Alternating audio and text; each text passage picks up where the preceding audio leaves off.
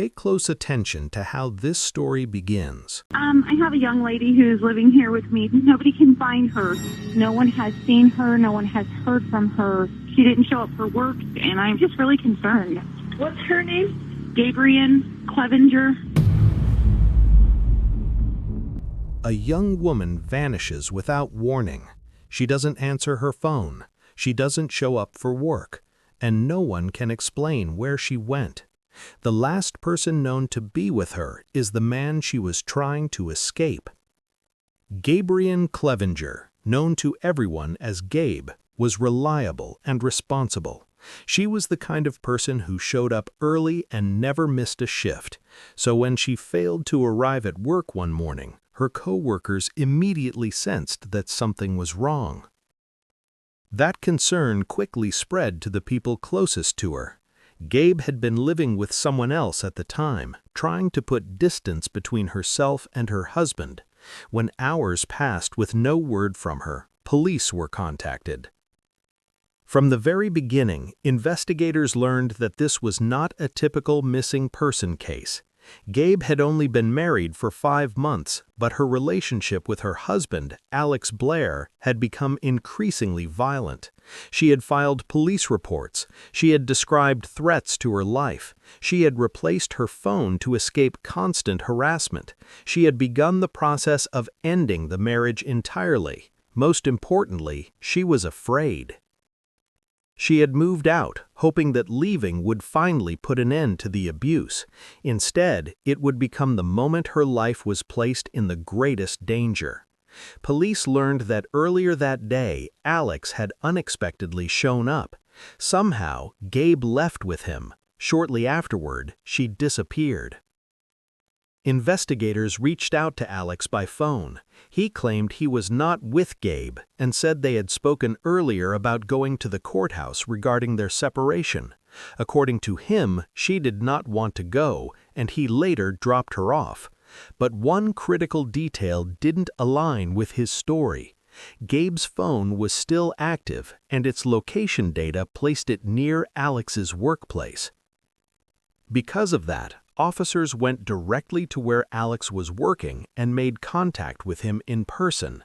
Alex agreed to let police search his vehicle. As soon as officers began looking inside, they noticed cleaning supplies scattered across the floor. The interior appeared to have been wiped down in a hurry. Then they saw blood. Like that? Honestly, I don't really know. You mind if we look in your vehicle? That'll be fine. All right. It wasn't a small stain. Blood was embedded deep into the stitching of the seat and along the metal frame. When asked to explain it, Alex claimed it belonged to a friend who had suffered a severe nosebleed, but the amount and placement of the blood told a different story. What's going on with all the blood and stuff? It was honestly my friend. Bloody nose. At that point, Alex agreed to go to the police station to answer further questions. Inside the interview room, detectives began methodically. Gabe, and he agreed. How you doing, man? Good. Sorry to keep you waiting. Oh, you're on, Officer Turner. Okay. Tell me a little bit about yourself and then your relationship with your wife. Well, she was telling me that, she wasn't happy because a lot of stuff had to do with me. So I would have anger issues from childhood, and if my anger, I would punch the wall or maybe throw something. Okay. That would be my type, getting out my anger. Right. So when's the last time you saw her? This morning, actually. Okay, tell me about that. How did you see her this morning? Why did you see her this morning? Because I wanted to go to the courthouse so we can figure out anything with a divorce, how much it's going to cost, all that stuff. And she didn't really want to at first, but I was trying to talk her into it just so we can get it all done and over with. Okay. And then when I did get her, we went to the car. I started going for a little bit, but she just wanted to try to start arguing. I really wasn't in the mood to argue just because I was tired.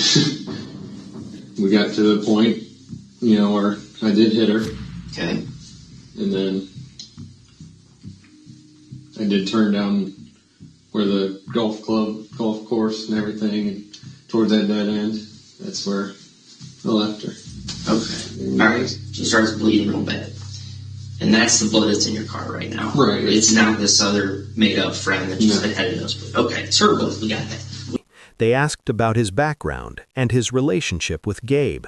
Alex admitted to having anger issues and described violent outbursts where he would punch walls or throw objects. As the interview progressed, detectives focused on the last time he had seen his wife.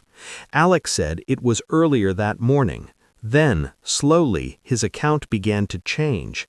He admitted that the two of them had argued. He admitted that she struck her. He admitted that she began bleeding heavily inside the car. He told investigators that he drove to a dead-end road near a golf course and left her there. For the officers listening, one thought became urgent and overwhelming.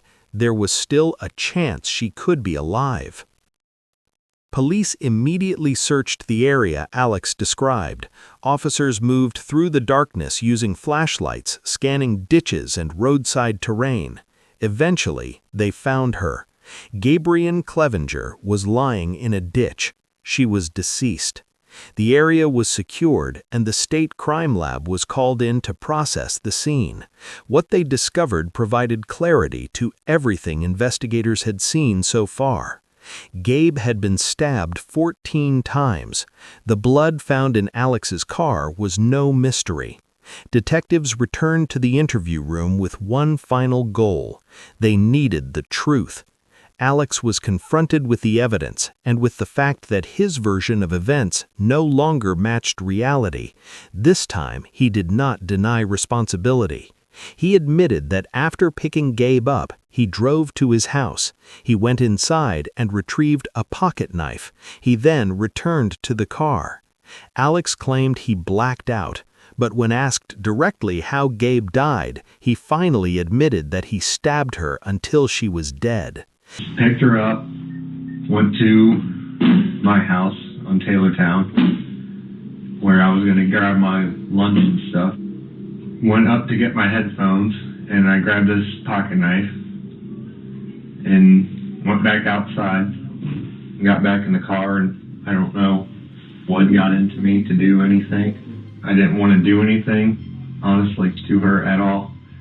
But then, when she was answering the questions I was trying to give to her, and just kind of blacked out, and I decided contemplating, honestly, with that. Contemplating hurting her? Yeah. This pocket knife you had, did you stab her with it? Yeah. Okay, how many times did you stab her with it? Honestly, I couldn't tell you how many times. That's when I kind of blacked out. Did you stab her until she was dead? Yeah. Okay. At that moment, the investigation reached its conclusion.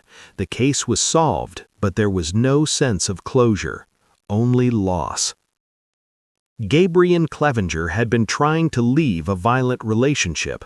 She had taken steps to protect herself. She had asked for help, and she believed that distance would keep her safe. Instead, her attempt to escape became fatal. Those who knew Gabe were left grieving a young woman who had her entire life ahead of her. Questions lingered about how many warning signs were missed and how often victims are at their most vulnerable when they try to walk away. Her story is not just about one crime. It is about how domestic violence escalates, how control does not end when a relationship does, and how leaving, tragically, can be the most dangerous moment of all. Gabrian Clevenger should have had a future. Instead, her story serves as a reminder of the deadly reality many victims face and why recognizing and responding to abuse can never come too late.